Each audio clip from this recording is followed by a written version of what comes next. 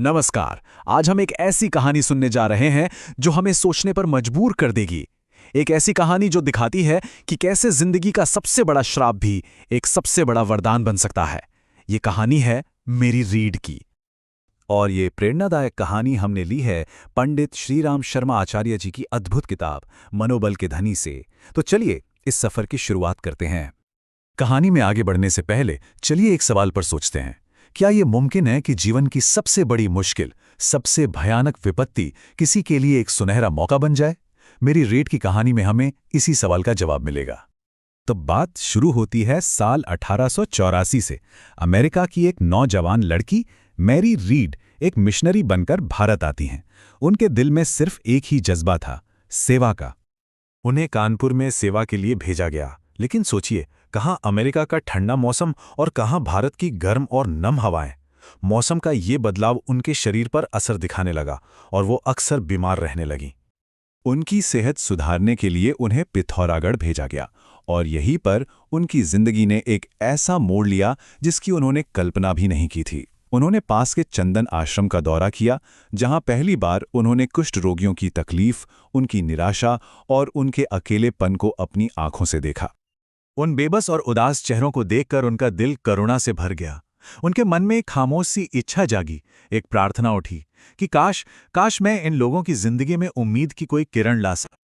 लेकिन किस्मत ने तो उनके लिए एक बिल्कुल अलग ही रास्ता सोच रखा था। उनकी तबीयत लगातार गिरती चली गई और आखिरकार मिशन ने उन्हें वापस अमेरिका भेजने का फैसला कर लिया। अमेरिका लौटने के बाद भी उनकी बीमारी एक अनसुलझी पहेली बनी रही। कई बड़े बड़े डॉक्टरों ने उनकी जांच की, लेकिन कोई भी समझ नहीं पा रहा था कि आखिर उन्हें हुआ क्या है। और उनकी हालत दिन ब दिन बिगड़ती ही जा रही थी।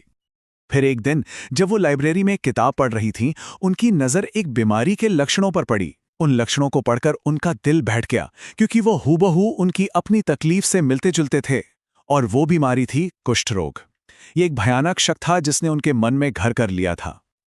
और फिर वो पल आया जिसने सब कुछ बदल कर रख दिया। ये पल था उनकी असली पहचान का, उनके जीवन के सबसे बड़े मकसद को समझने का। अपने शक को लेकर वो स्पेशलिस्ट डॉक्टरों के पास गईं। गहरी जांच पड़ताल के बाद डॉक्टर ने आखिरकार उस सच पर मुहर लगा दी जिसका उन्हें डर था। डॉक्टर ने कहा, आपका शक सही है। अब देखिए, डॉक्टरों ने तो यही सोचा था कि ये खबर सुनकर वो सदमे में आ जाएंगी, डर से कांप उठेंगी। लेकिन जो हुआ वो देखकर वो हैरान रह गए। मेरी रीढ़ के चेहरे पर डर या निराशा की जगह एक अजीब सी शांति और खुशी की चमक थी। ऐसा क्यों? इसकी वजह थी एक याद। जैसे ही उन्होंने अपनी बीमारी का नाम सुना, उनके मन में तुरंत पिथौरागढ़ के उस चंदन आश्रम और वहां के बीमार लोगों के चेहरे घूम गए। उन्हें अपनी वो प्रार्थना याद आ गई।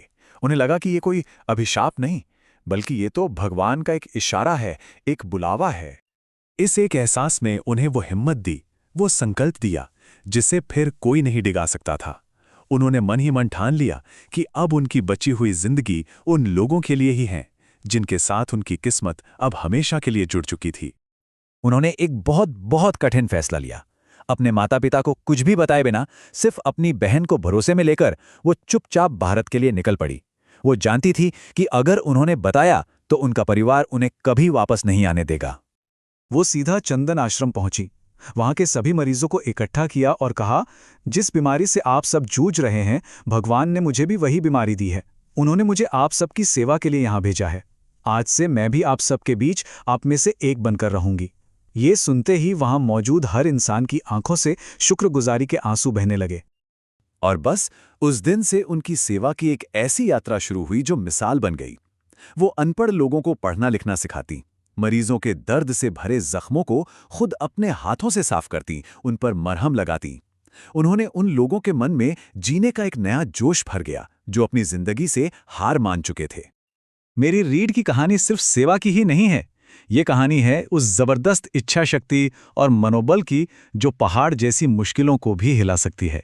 ये दिखाती है कि एक मजबूत इरादा आखिर क्या क्या कर सकता है। 1 या 2 साल नहीं, पूरे 36 साल। सोचिए, 36 से भी ज्यादा साल उन्होंने उन मरीजों की सेवा में लगा दिए। उनकी पूरी जिंदगी उसी आश्रम के नाम हो गई। जब 36 साल से ज्यादा का वक्त गुजर गया और वो काफी बूढ़ी हो गई, तब उनकी बहन ने उन्हें एक चिट्ठी लिखी। उन्होंने कहा, अब तुम बहुत बूढ़ी हो चुकी हो, तुम्हारा संकल्प भी पूरा हो गया है। अब तो अमेरिका वापस आ जाओ और बाकी की जिंदगी हमारे साथ बिताओ। मेरी ने जो जवाब दिया ना, वो उनके पूरे जीवन के फलसफे को एक लाइन में बता देता है। उन्होंने लिखा, इसे बीमारी मत कहो बहन, ये तो प्रभु का वरदान है। इसी की वजह से तो मुझे इन लोगों की सेवा करने का मौका मिला। तो मेरी रीड की ये कहानी हमें सिखाती है कि सच्ची सेवा की भावना और एक मजबूत मनोबल जिंदगी की सबसे बड़ी मुसीबत को भी एक सबसे बड़े मौके में बदल सकता है। असल सवाल ये नहीं है कि हमारे सामने मुश्किलें क्या हैं।